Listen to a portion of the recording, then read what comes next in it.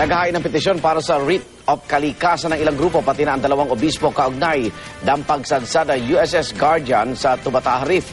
Hiniling nila sa Korte Suprema na magpalabas ng Temporary Environmental Protection Order sa Tubataha at litisi ng mga opisyal ng US warship dahil sa pagsadsad dito sa isang UNESCO World Heritage Site. Dapat din daw lakihan ang danyos dahil sa pagkakapinsala ng mga bahura. Bukod dyan, dahil sumano nila matigil na ang paglabas-masok sa Pilipinas ng mga barko ng Amerika sa ilalim ng Visiting Forces Agreement. Sabi naman ng Malacanang, Korte Suprema ang magpapasya ukol sa petisyong tila hinihiling ang pagbuwag na sa BFA. Sangayon din daw sa kasalukuyang batas ang hiningin danyos ng ating gobyerno para sa pagkasira ng Coral Reef. Sinisika pa namin kunan ng reaksyon ng US Embassy kaugnay ng nasabing petisyon.